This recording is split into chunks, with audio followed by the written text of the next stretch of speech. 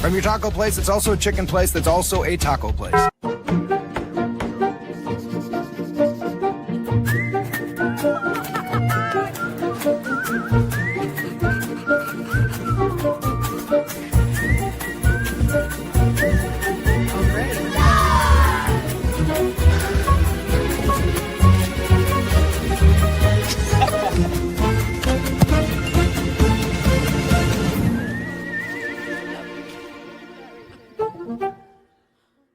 Check out the all-new Blue and Orange store at the Boise State Hall of Fame. The Blue and Orange store has your best game day gear. We're talking jerseys, hats, bumper stickers, car flags, more than 4,000 hats on the hat wall. If you want the best Boise State gear, make sure you check out the Blue and Orange store online at theblueandorangestore.com or the all-new Blue and Orange store down at the Boise State Allen Noble Hall of Fame.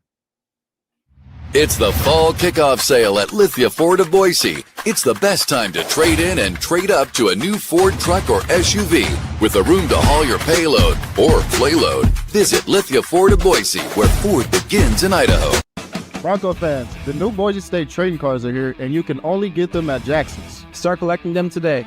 Jackson's, let's go!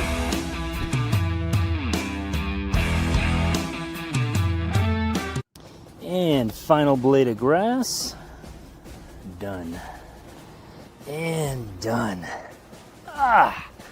Who knew it'd take 2,007 man-hours to paint 47,962,053 blades of grass? Smells like game day. Whoa, it's not dry yet.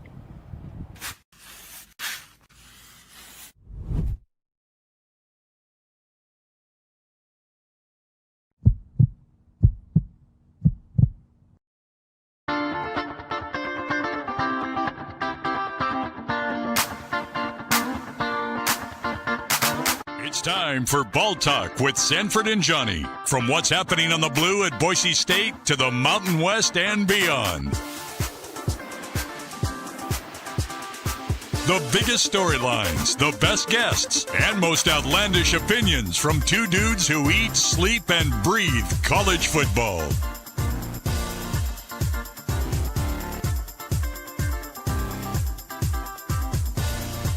Ball Talk is presented by Circa Las Vegas and Circa Sports. Check out the world's largest sports book at Circa and watch the game at Stadium Swim on your next trip to Las Vegas. Book your trip today at circalasvegas.com.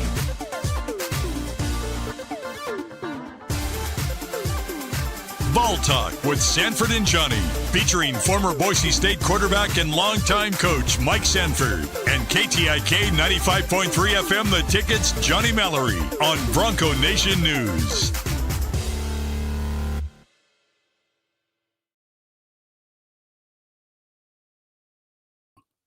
Season 3, Episode 8. There he is, Mike Sanford, John Mallory here. Another edition of Ball Talk. And yes, subscribers, I know we love you, but BJ Rains must have been in a really good mood tonight, Coach.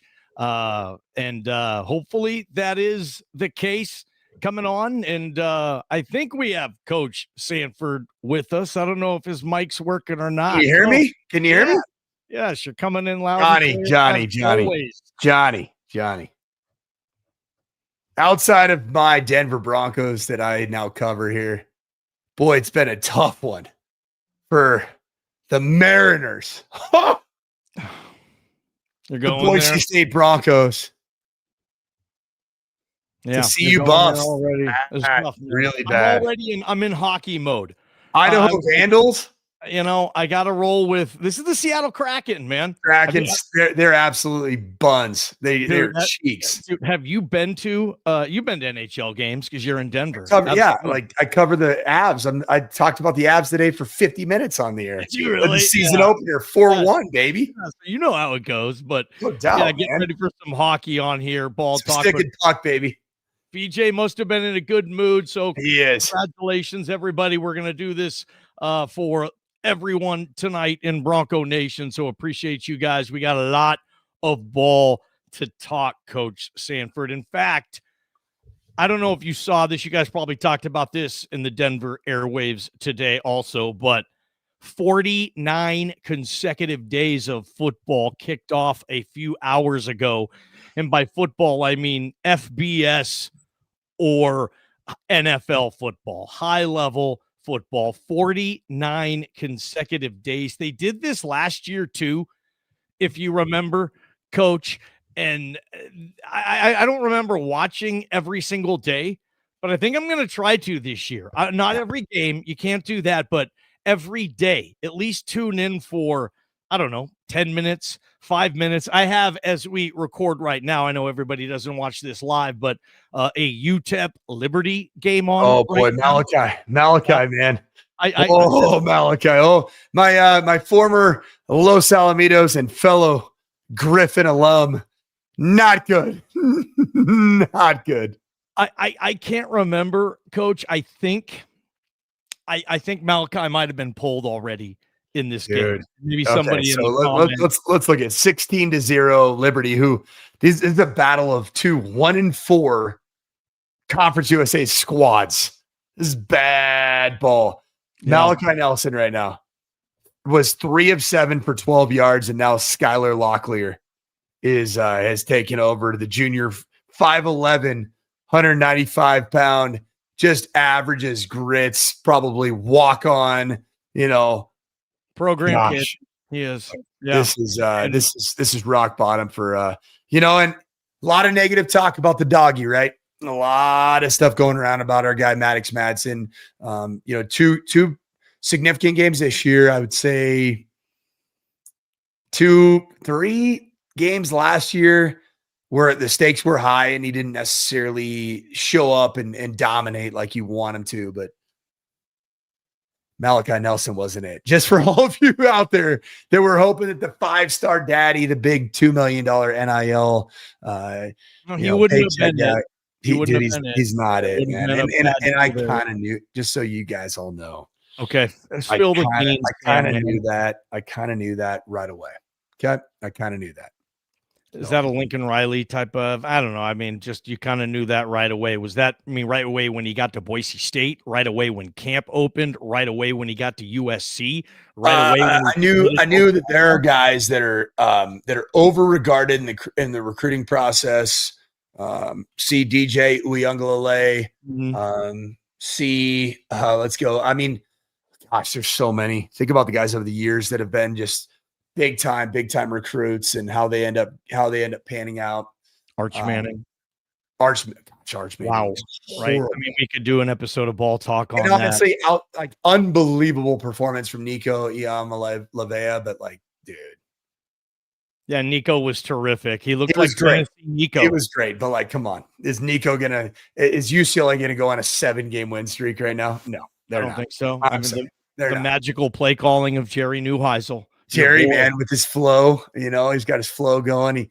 He's got the exact same speaking tenor, tone, rhythm of his father. 100% It's insane. His dad. It's nuts. Are you and your dad like that? If I come not really, but the Neuheisels, it's weird. It's uncanny. It sounds so similar. It's uncanny. My dad and I both during football season, we have similarly incredibly hoarse voices. We have very damaged voices. We're both big talkers. We love talking to people, no matter what. If it's football talking season, ball, you're talking hockey. Yeah, I mean, here we are, dude. Today. Talking stick and puck, man. I talked to new Colorado Avalanche 40-year-old Brent Burns, a D man that just came over from the Carolina Hurricanes.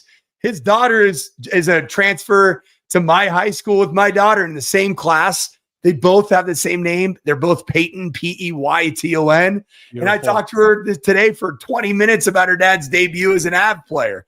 How cool is that, man? There's a dude for the Avs who's 40 who has a daughter that's in high school. That's She's awesome a sophomore, too, man. Same class as my daughter. And That's he comes cool. to parent events, no teeth, beard down to here, and he's like, "Oh, hey, how are you doing? How you guys doing? Everybody good? You want to hang out? This is fun, huh?" No teeth. He came to one of my football practices, and he came up to me after. He's like, I don't know how you do this with all these players. How does everybody know where to run? There's 130 of them out here. I don't get it. This is unbelievable. I've never seen anything like this. It blows my Canadian brain. Hey, you're in a really good rhythm.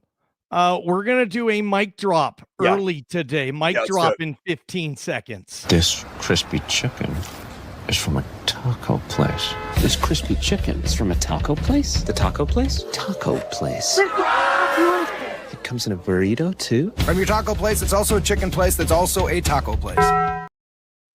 The Boise State Broncos, my beloved alum, Boise State Broncos faced off against, my former employer, also a place that I called home for a total of 4 years of my life too, as a ball boy, son of a quarterback coach, and also 2 years as the offensive coordinator, quarterback coach at Notre Dame. The University of Notre Dame, you had an opportunity to win that football game. You did. I said on the post game with BJ, your defense played well enough. And I'll tell you this, against an offense that was scorching hot through the majority of the last several weeks of the season, this was a great performance from Eric Chenander's bunch. I mean, I'm talking a great performance. But to have 2 games in a season, one against South Florida, that's a good team, not a great team, and against the Notre Dame team that I don't necessarily know for sure if they're the real deal. I don't think they're going to be in the Natty, but they're going to be in the conversation for sure. So they're the real deal. They have good players, but you had an opportunity to do something that Boise State expects. I expected it ahead of the game. I didn't know how the defense was going to play, but the fact that your defense gave you a chance against Notre Dame at Notre Dame Stadium to go and win the game with a 30-point outcoming offensively, that's all you can ask for. And Boise State offense just failed. It failed miserably. Now, here's the deal. What do you do about it? Do you sling mud in the direction of Spencer Danielson? Because he is yet to win a game against the team that he maybe should not have beaten. And that's not the Boise State way. Am I right? Spencer Danielson was very much the type that took accountability after the game. It's on me. We haven't won one of these games. That's on me. That's on me. That's on me. That's on me. Accountability is awesome. I am a huge fan of extreme accountability. I'll take it every day of the week and twice on Sunday. However, at some point, when you keep saying those things, it's on me. It's on me. It's on me. At what point do we look and say, when's it happening? Well, you don't have an opportunity for quite some time.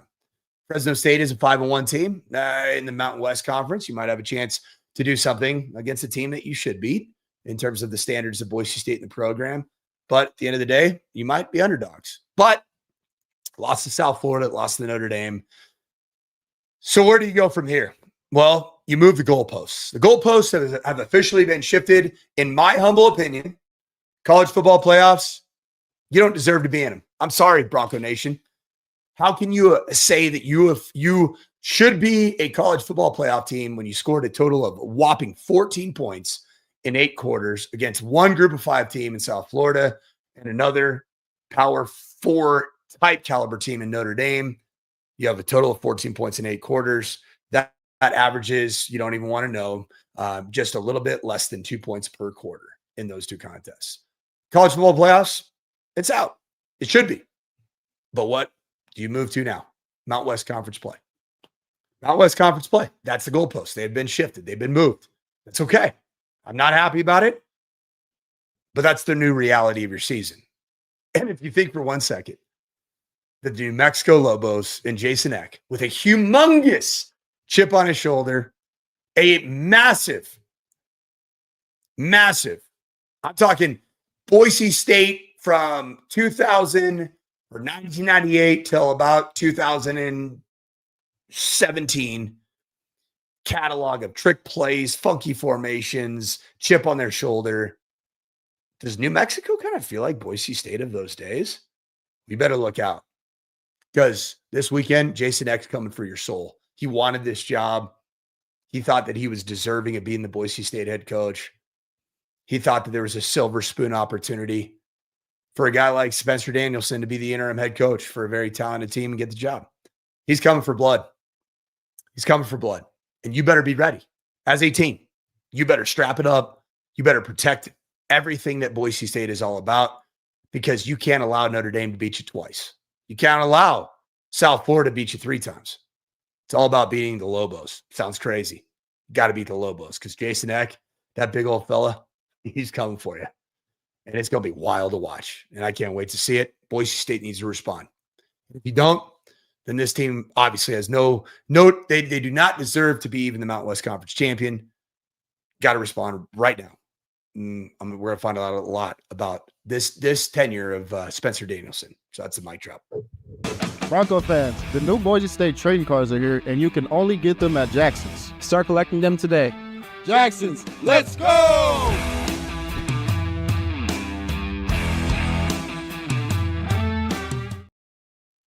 Coach, one thing I wanted to mention, great mic drop, by the way. That's the truth. That's why it sucks, you guys, dude. I hate it. Why you guys watch ball talk. I know I can tell you're just not happy right now with your alma mater. I mean, it sucks because you're right. You guys, this program has won those games often. And I'll just say this, since the birth of NIL, that is July 1st, 2021, since then, Boise State football is 0-9 against power competition. They have not defeated a power opponent since the birth of NIL. BYU, that was a huge win, top 10 win. Credit Andy on that. Khalil Shakir was magnificent. BYU was independent still that year. They weren't a Big 12 team yet. Prater had that stat and was talking about it earlier this week. And I just want to ask you, I mean, you know college football very well, NIL era and not. And is that part of the reason maybe that record is what it is? Has NIL even furthered the gap between the good Power 4 and the great G5? Because Boise State's a great G5, and a lot of these teams are losing to are good Power 4 teams. Notre Dame, obviously, a few others are great. But what's that mean to you? 0-9 against the power since NIL began. Yeah, it's not great, and what I'd say, like last season, Spencer Danielson's first year as a head coach, you can't argue it was spectacular, right? Like there's no way that you can say, I mean, anybody who is at a group of 5 school and has one season as a head coach and it ends up in a college football playoff bye. Super impressive. What I'm kind of disappointed about this year, because I thought last year, obviously the heart and soul of Ashton Genty and a guy that I love, man, that I think is going to be easily forgotten as in Boise State lore because of Ashton Genty is Ahmed Hassanin. The guy was the heart and soul of this football program, I thought. Okay. And I loved the way Boise State competed at Oregon a year ago. I loved every bit of it. I hated how Boise State competed offensively at Notre Dame. It was embarrassing. It was. And there's no way, like, you can't, there's no other way to describe it other than his embarrassing performance. Your boy Jared Zabransky was sitting in the stands. Yep.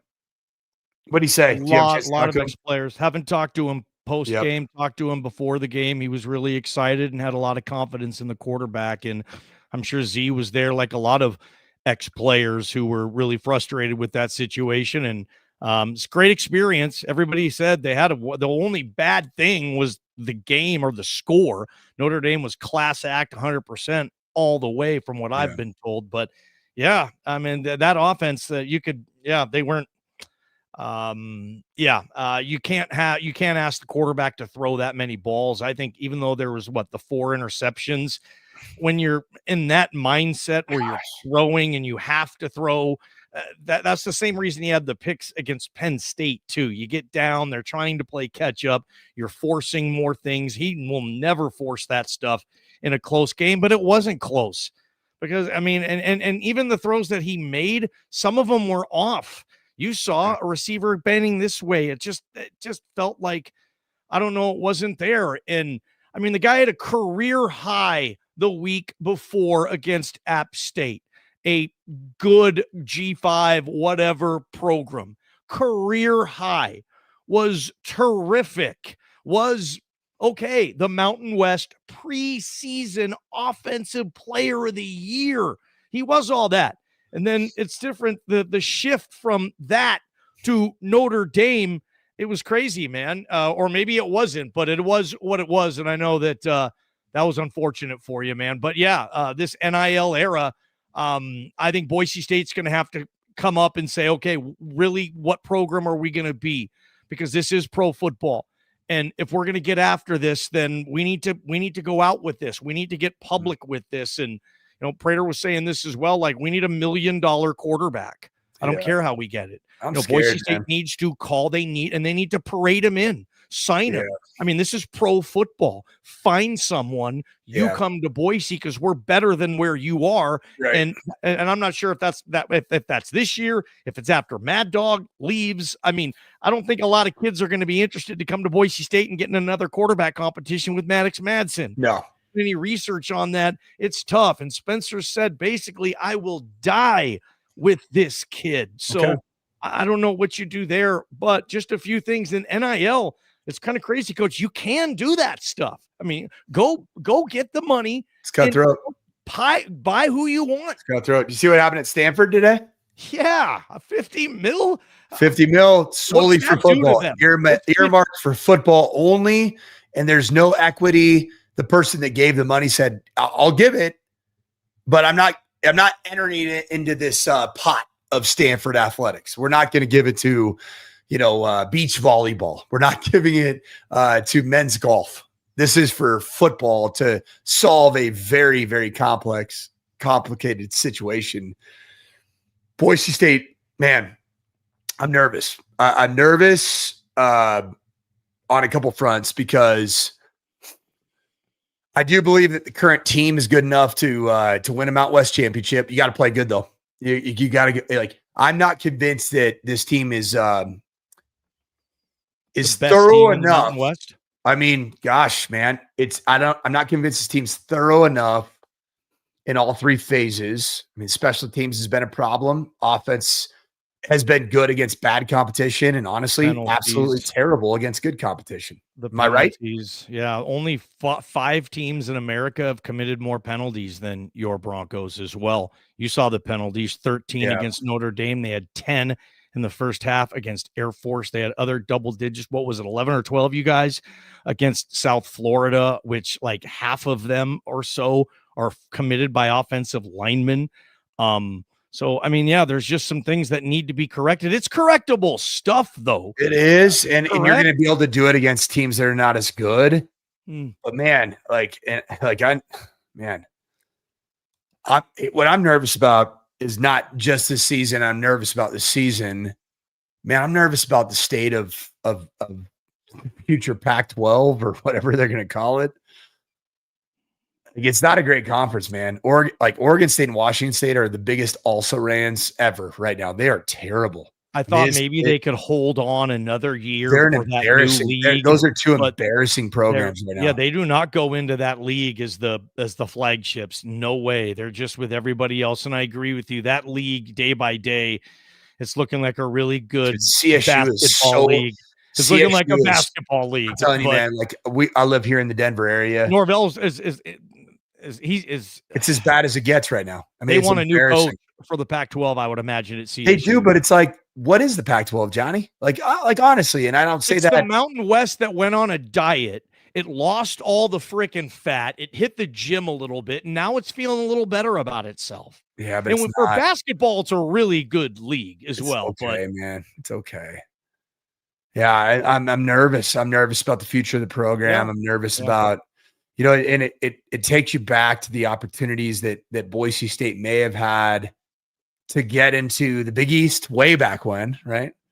The Big East kind of got absorbed by the ACC. You might have ended up in that conference, which is still the American conference. It turned into the American. And then even the Big 12, man, sell your soul to get in the Big 12 somehow, some way, because that's the Big 12 is like the very, very bottom of the barrel of land of demarcation, right? The line of demarcation is the Big 12. This isn't great news, man. They took these other programs and they didn't take Boise State. You can't help but think, if you look at that stadium now with the North End Zone project, that looks spectacular. What they're doing, you would think if they put all the teams in a pot, okay, and they had a draft every conference had a draft of picking the teams it wants. And there's only 60 programs that get drafted. Boise State gets drafted, in my opinion. I mean, over so many of those grandfathered power schools. You're going to take Boise State before you would take what? I'm trying to think of like a Duke or a Wake Forest or one of those lower level schools, Rutgers. That's what I would think. But right now they're just in a really tough spot that they have to make the best out of being the premier G5 school and get to that tournament like 7 out of 10 years. And even in bad years, still win their own league and get to that best possible bowl game. But I mean, damn, you just got to keep finding ways. You need money. Eck was talking about this today on BNN. You got to build. You can't rely on your best players to help you. You don't have a nucleus anymore. Your best players are the first to say, see ya, thanks, man. And you need to figure out, you need to build a roster, and he's spot on with it. And it's just such a different era now, Coach. And I don't know where it's going to go. If G5 football in 5 years is worse off than it is now, I hope that's not the case. I hope it gets better. I don't know how that's going to be, but hey, everybody needs your buddy at Stanford to drop doubt. $50 million and just say here a 50 spot. I mean, they need people with last name Simplot, right? I mean, that's the bottom line. You got to have it. And even then, man, I'm just going to be really honest. Is that going to make that big of a difference right now? I don't know. Are you going to be written out of the opportunity to have a seat at the table in 5 years? I don't know. Like, is the Pac-12 going to have a seat at the table, Johnny, in 5 years? No, I don't think so. It'll never man. be a power conference. There's no. But way. even will you have the opportunity in 5 years to even get in? Because last year, in the first year, it was bad. It was bad. It's bad for Boise State to get a bye and then, essentially host. If you like, I think the Fiesta Bowl you hosted in a sense, and it wasn't even close, man. It wasn't close. You didn't acquit yourself. It's scary. It's negative. I hate it. You know me, Johnny. I'm not a negative guy. No, but gosh dang, man. I mean, it's funny, man. When you look at Boise State right now, gosh, this season you go. How about that? Did you know App State beat Oregon State after they lost to Boise State 47-14? Think about that. And that's supposed to be a big game every year for the rest of time. Oregon State is 0-6. Yep. And Trent Bray's doing, the kiss of death. He's getting rid of the special teams coordinator. He's changing play callers. You've been there. You've been the interim guy. Kind of the steps you have to take before it's you. It's going to be him. I can't imagine Oregon State goes into next year in the new Pac-12 with Trent Bray. They'll have a new coach. Colorado State will have a new coach, in my opinion, too. And those are more attractive than what they currently are. That league is a step up, Coach. Johnny, I hate to just pile on here, but the 3 wins that Boise State has, right? Eastern Washington, not the proud Vernon Adams, Eastern Washington. Cooper Kupp, your boy Bo Baldwin. Did you see what Montana State did to them a mere 3 weeks after Boise State beat them 51-14? No. Montana State beat Eastern Washington 57-3. 57-3. Didn't get in the end zone on him for a touchdown. Wow. And man, this like negative Nancy. I hate it. It's not my jam. It's not my deal. You got New Mexico and UNLV back-to-back weeks, man. Huge. Both at home. Huge. On the blue. Huge. The biggest. Yeah. These games are, New Mexico, I think they're 16, 17 and a half or point favorites right now. Jason Eck's been that most games as well. It didn't matter against UCLA or Michigan. They covered easily against those teams. And Boise State always seems to get a little benefit when it comes to a point spread, because I think the walking money just wants to take them every game, and you should historically on that field. Boise State right now 16.5. The over-under is 59.5. 8.5, a pretty high over under, which I think probably has a chance. I think that's the chance in play. Because Boise State's offense, it was averaging 520 yards per game versus everybody except Notre Dame. That included South Florida. And then against Notre Dame, it wasn't going to be able to do anything against that level of defense, in my opinion. But New Mexico isn't that.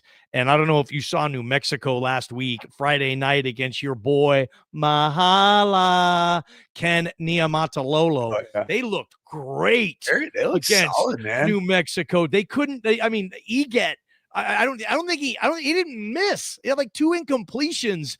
They torched New Mexico's secondary.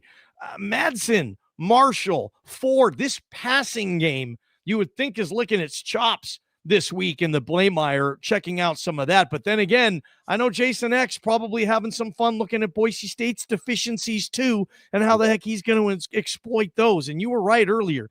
Jason X, he would love nothing more. Dude, big chip on his shoulder. Boise State.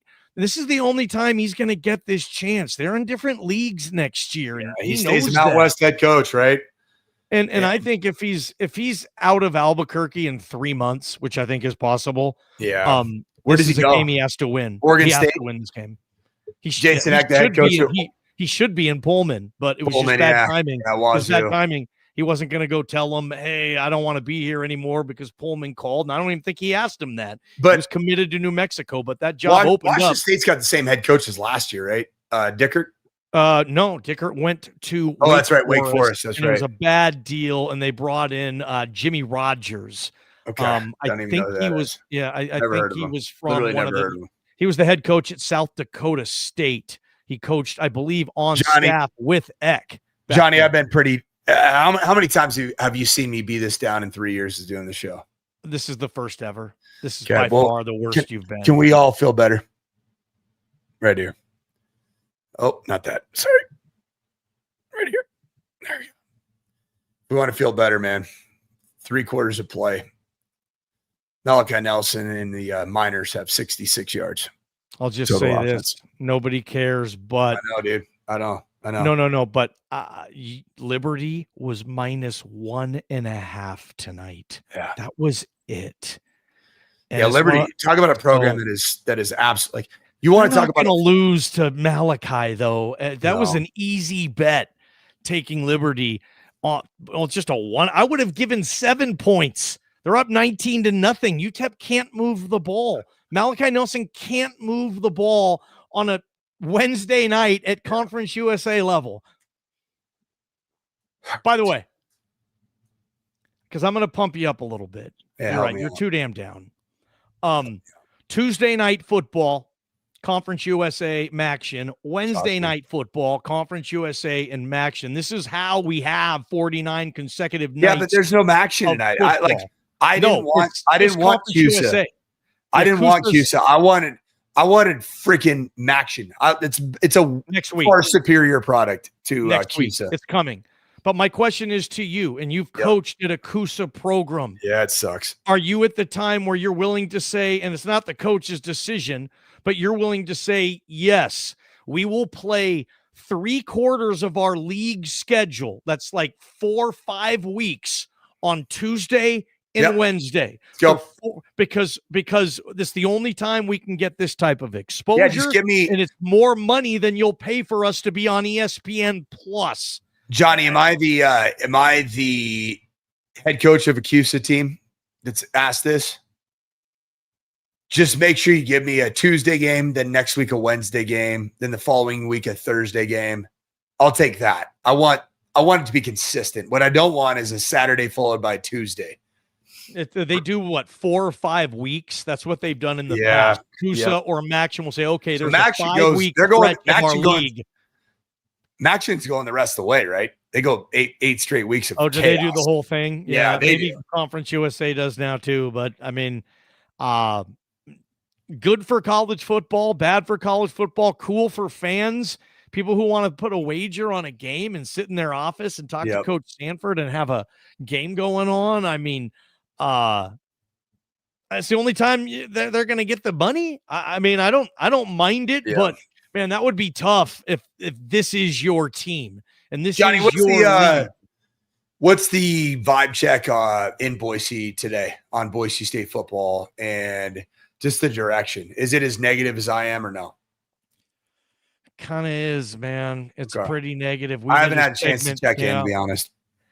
Yeah, because I've been riding the wave of Denver Broncos beating the freaking Philadelphia Eagles, the team that's won. They won 21 of 22, and the Broncos go to Lincoln Financial Field and Phoenix down 17-3. So like that's been, and then I've also been on the if anyone wants to, how's Valor Christian doing, man? Yeah, there's a little bit of my negativity might be correlated with the last time that Bronco Nation News was truly on site. We won by 28 points against the rival. We're on a 2-game losing streak right now. We are 4-2. So we lost 38-36.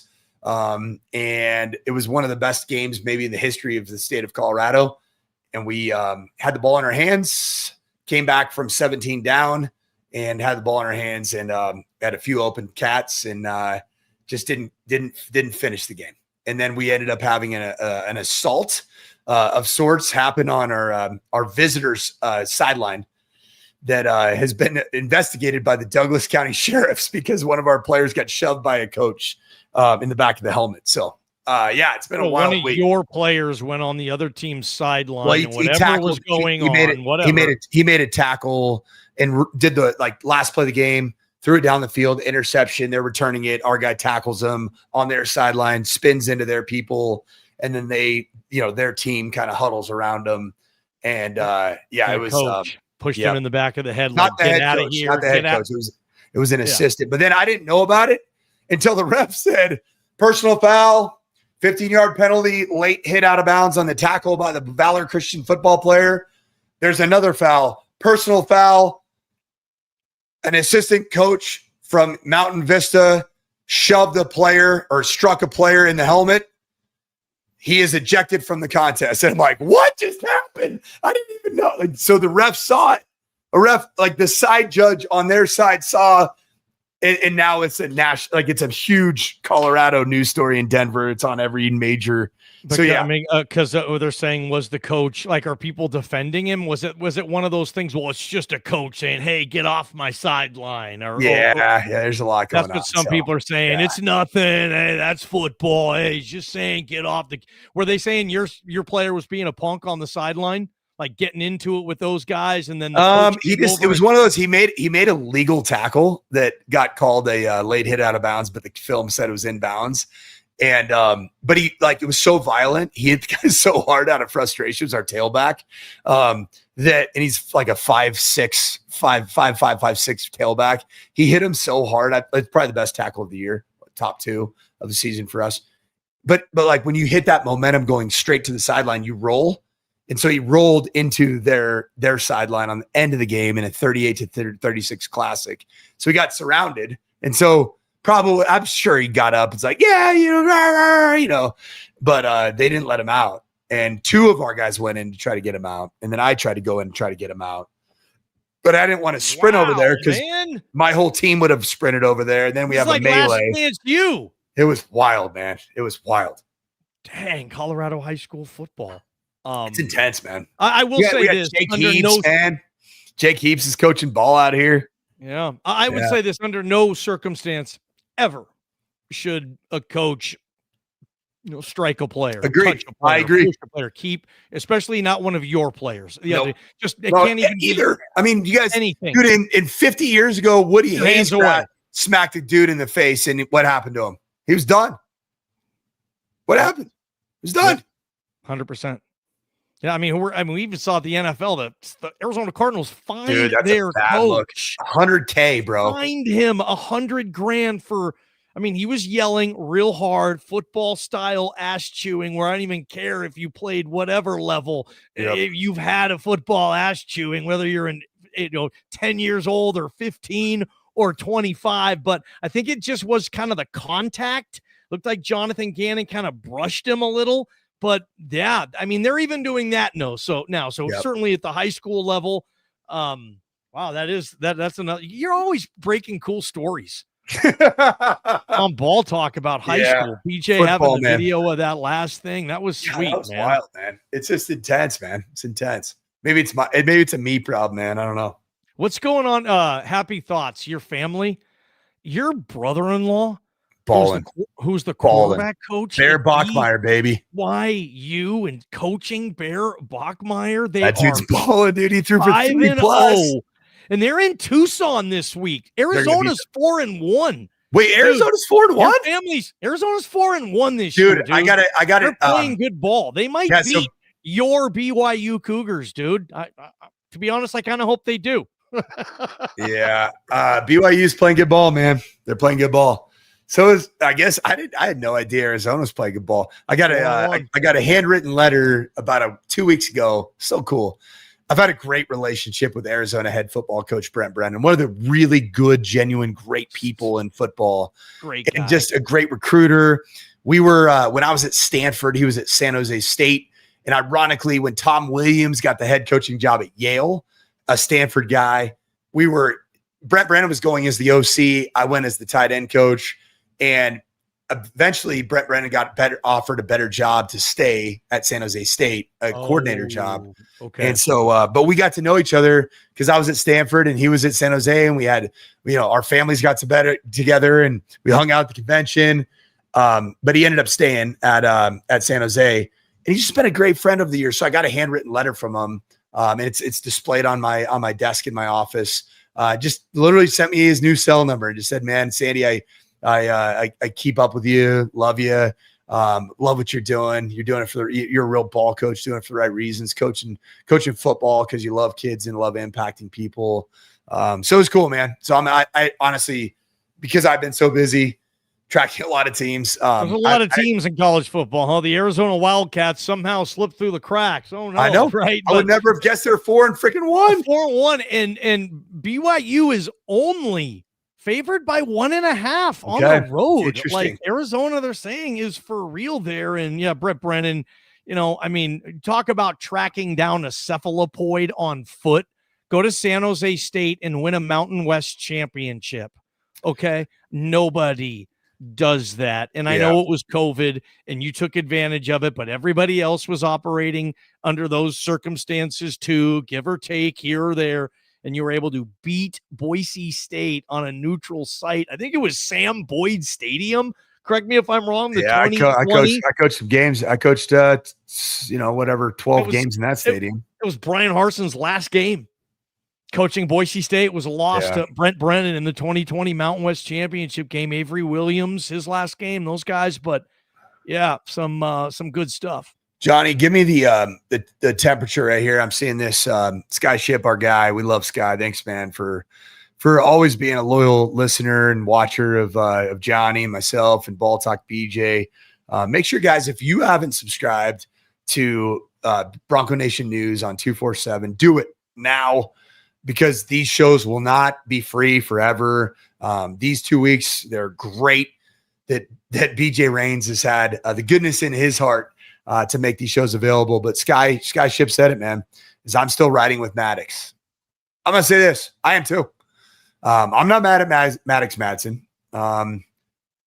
He's a dog. He's a tough dude. I love him, man. I know. I honestly, I wasn't that mad at Maddox Madsen against Notre Dame. I was mad at the offense. Period. Receiver separation. The offense. They couldn't get the running game going. They commit so many damn penalties. Like half of their possessions or 30% of their possession feels like they start at 1st and 15 or 1st and 20. Yeah. To be candid, there is evidence there. If you want to make a case to say, whoa, there's a lot of other stuff that they need to address before you get to quarterback.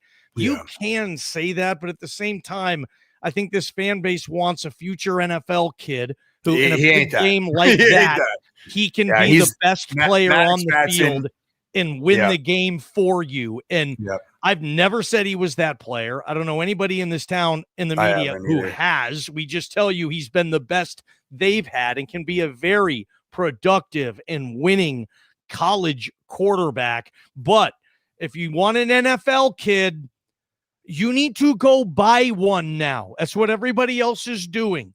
Right. I mean, and that's what you need to do. You got to have to have the conversation for 2026. It's crazy. I mean, you got Oregon. Is that what you just said? No, I'm just saying you have to have the conversation. Oregon next year for 2026. You can't. Right as of today, the data that you got: South Florida, good football team, lost, scored 7 points. Didn't have tremendous quarterback play. Didn't have great offensive play. Notre Dame, good, probably competing for Notre Dame they're on life. Just to make it clear, they're on life support for CFP. Good football they are. Team. Lost to 2 really good teams, right? But they're on life support. You lose the third one, not being in a conference, you're out, dude. You're done. You're done. And Notre Dame could lose to USC, right? I mean, USC's not great, but they could lose to them. 100%. Athlete for athlete, you know that. Like, for example, if your record sucks and you've been in these situations, you had a team at Notre Dame that went 2-10 or something like that. I still remember that game against Clemson in the mud. Jeez, man. So, but you also knew that even though your record sucks and you're playing whatever ACC schmohawk you were playing that year at Notre Dame, you still knew man for man you had way better football players than they did. And that's what I think, like, if you take a USC team that maybe doesn't have the great record, they can still beat Notre Dame, I would imagine, and you would sign off on that because they have the horses, they have the athletes, right? Yeah, I agree. They do. This is a great. Let me ask you about this one right here, Johnny. Tell me what you think. I'm still waiting for him, meaning Mad Dog, the doggy, to have his Grant Hedrick moment. Hasn't happened. Thinking it's not going to happen. Thoughts? He gets that comparison. Here's the one thing. I really like Madsen, and he's a really nice athlete, gifted athlete, but Grant Hedrick was a terrific athlete. Like, I don't know why they want Mad Dog to be mobile like Niner. He's mobile like a kind of a poor man's short pinball. I don't know. Yeah, he's quicker than he is fast. If I can give him that, he's slippery sometimes, but he's not going to be like Hedrick would take off and gut you for 37 yards. Oh yeah, he could go like for 60. On an ad lib because he's just a great athlete. I remember going to those practices when you were the OC there. Yep. And I remember like Grant Hedrick, and you can say it because he's your guy, but he was one of the fastest players on our football team, on your whole team. And you think, wait, what? Quarterback? He looks like, but he was like he was fast as hell. Grant Hedrick. So they want to have that correlation, I think. But I think, man, Grant Hedrick led the nation and completion percentage and was a borderline like CFL level. He got a call from the Denver Broncos invite to mini camp. I think Grant, at least right now, is on a different level than the doggy. And I think you would probably agree with that. No one's a bigger Grant Hedrick fan than you. Yeah. T-Ped here. I appreciate you chiming in. You need to get someone to compete with Maddox next year. I disagree. You disagree with that? You got to get somebody who's beating out the Maddox Madsen next year. It's Boise freaking State, guys. And if you do you don't bring somebody in and say, hey, buddy, you're competing, and you don't bring in a 5-star that has never played in college football and say, oh, man, we've never had anybody like this guy. You already did that with Malachi. You bring in a known commodity that is a on-tape college football dude at a CUSA school, at a maybe even AAC school. That's what I'm saying. You find a really good quarterback and say, you got to come to us. We're better than where you are. What do they call it? What do they call it in FCS? Is it the Walter Payton Award winner in FCS? Yes. Bring in that freaking guy and pay him $1 million. And then you say, okay, Maddox, do you want to compete? You want to go? So you don't bring somebody in to compete with Maddox. You bring in somebody that you offer Maddox the opportunity to compete with. There's a big difference there. Big difference. Yep. And I know they really like Max Cutforth, QB2, Skyview High, walk on. Nampa guy, huh? He would become. Let me see if you know this. Is Skyview Nampa or Caldwell, or is it right on the border? And it's kind of one of those. Either way, it's a 2C. It's a 2C license plate spot. Canyon County, baby. Let's go. You're an ex-Boise State quarterback. Can you remember the last local kid to start a game at quarterback at Boise State? Does Hermiston, Oregon count? Nope. Jared Zabransky, the potato farmer in Hermiston. Coach, it's like 10 years before you. It was like 94, 95, 96. Not Tony. Is it Tony? It wasn't Hildy. He's Pride of Pendleton. He's a buck. Oh, yeah, Pendleton. Tony Hildy's Pendleton, Oregon. But yeah, I can't remember. I wish I knew the name. Harsin never started a game. I'm saying started a game. But if Cutforth gets to, he would become that. But I think you need to bring someone to compete with every position. You know, I don't even just need the quarterback. Yeah, those cost more because that's the world we live in. But you should bring everybody in. Because last year you tried to bring somebody in and you couldn't find anybody because no one wanted to come compete essentially for QB2 with a quarterback in the doggy who's going into his junior year. You know how it goes. And then they saw the Malachi Nelson thing. Well, a 5-star got beat out by that guy. We don't want to go there. They love him. So maybe there's that. But if you pay, then it's a different deal. It's a transaction. If you don't play, you're still getting paid and whatnot, that type of situation. But yeah, I think they need to bring in a lot of that. And that's what college, it's kind of like if you really want to be that type of player now and you want to really matter in college football, I mean, you need, I'll do your boy Andrew Luck again. Gets a $50 million check from a rich ex-Stanford football player from the 1960s. Was it from the 60s? Yeah, he played in the 60s at Stanford. That's crazy. Probably Jim Plunkett was his quarterback. That's insane. And now he's giving $50 million saying, get what you need. I'm tired of being embarrassed here. I love football so much. I don't give a rip. Here's $50 million. Get the players in here. I want to win again. And you said, Boise, I mean, it sucks, but you need those now in college football. Let me ask you this.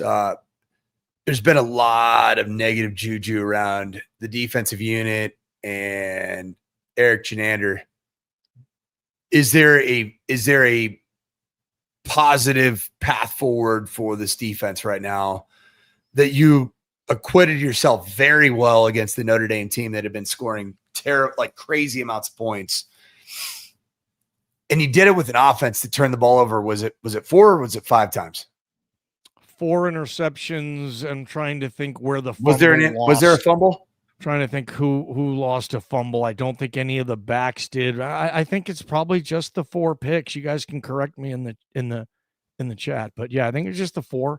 I think just the 4. But even then, 28 points at Notre Dame Stadium, scorching. Let's see here, team stats. I think it was just 4. Still though. 4 or 5. I mean, I don't think one or the other helped you. It was you lost the turnover battle 4-0 and you only gave up 28 points. That's good. You gave up 200 yards rushing to the best two-headed monster in college football, and Jadarian Price, and your superstar running back, obviously our guy Jeremiah Love. CJ Carr, who was scorching hot, was 15-23 for $189. Are we feeling better about the defense? A couple of things, and you know what sacks are worth. Whatever. Sometimes not all quarterback sacks are created equal, and I get that.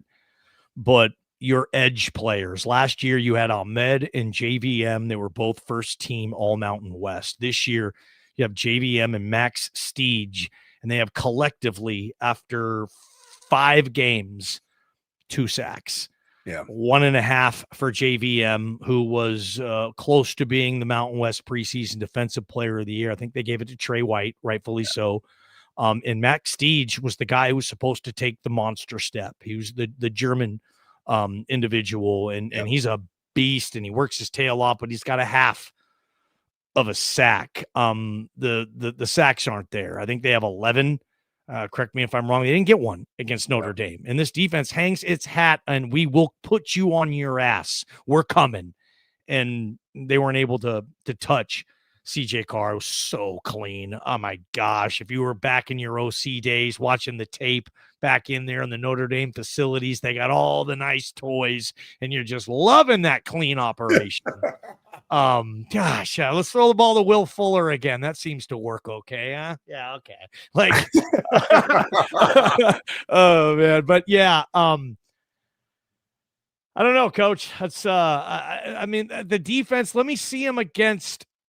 Oh man, New Mexico. Oh, wow. Hold on, I agree with this one. That's a great call. First team all league. I freaking love that football player. I love that position. Jay Oladipo, and they desperately miss him. 100%. They miss Shea and Tubner too. They miss Tubes, but Zion's plays well. Benefield's playing well, and nickel. That's been the question mark, whether it's Mickey or Banks. I mean, they went with a corner this year at nickel. Last year, Shea Oladipo is more of a safety, right? I mean, and sometimes I think maybe they should play Buck Benefield at some nickel. I think it's going to help you on first down tremendously. Dare him to throw, but stop the run on first down. And I think Buck helps you rather than putting him 12, 13 yards behind the line of scrimmage. But just a couple of thoughts there. They missed Shea Oladipo 100%, man. I was surprised he didn't get more of an NFL look. It just happens that way. He got 2 days in Miami, and that was it for Shea. Yeah, how about this one too? Andrew Simpson, what a terrible place for him to end up. My gosh, how about what a dumpster fire that North Carolina is? Does it make you sad that type of legend, that Bill Belichick, like it's like he's he's a bad like guy. That? No, he's a bad guy. He's a bad guy. Okay, he's a bad guy. So you got you. So you I don't root for bad people. People that treat people horribly, that are all about their own narrative and about their and it's playing out in real time. And Tom Brady erased a whole bunch of issues because the Cleveland Browns Bill Belichick, the New York Jets Bill Belichick wasn't the same Bill Belichick as the Tom Brady Bill Belichick. So very true. I mean, you could say that about a lot of coaches. Andy Reid with Patrick Mahomes is a different Andy Reid than with Donovan McNabb and Alex Smith, where he was farting around in the wild card round every year. I get it. Yeah, that thing's going nowhere fast. The greatest player of all time. Wow. Yeah, Mad Dog's on all lists. How about this banger right here? Yeah, it was. 100% he was. And Maddox Madsen was on all those watch lists, guys, because he led the Mountain West in passing yards and passing touchdowns last year and had terrific efficiency and never threw picks.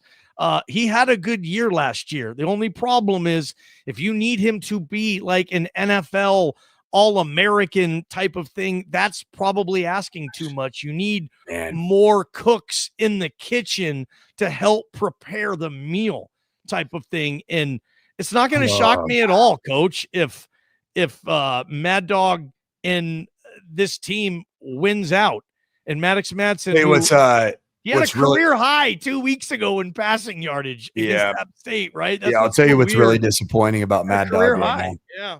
So Maddox Madsen. So I've always thought that the Boise State system, and it's, I mean, people evolve, and I know it's not the same system that we ran and Harsh ran and Kellen played in, and Dirk Cutter called way back when. It's changed. There's a lot of differences.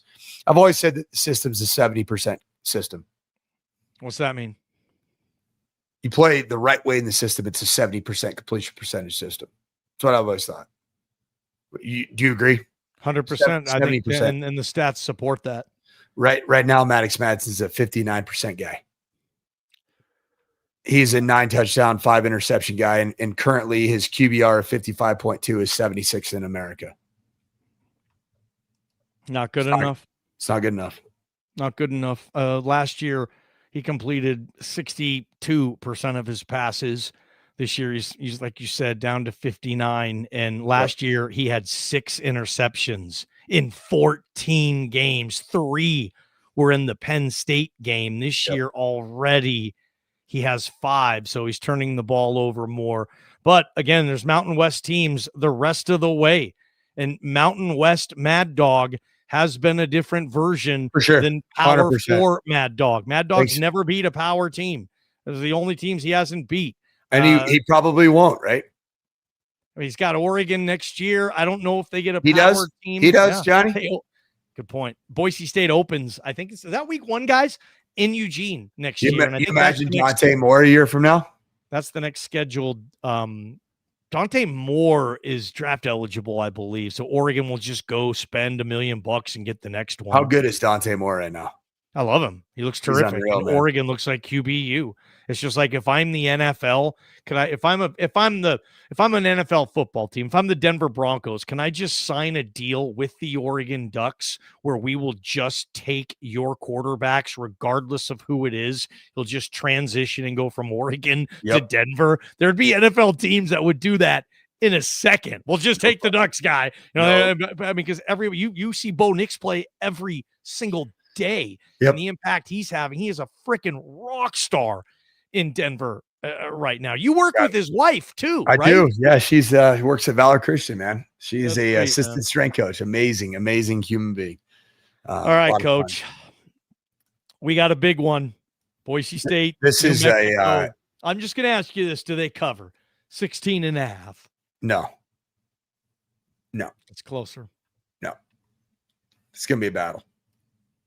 It's going to be a battle. I think Boise State wins. And whether they backdoor cover, but I still think Boise State will win. This is man. I'm not betting against Jason Eck. Johnny, I'm not betting against Jason Eck, bro. Johnny, has there ever been a 2-week stretch that you got to go 2-0? More so than this 2-week stretch.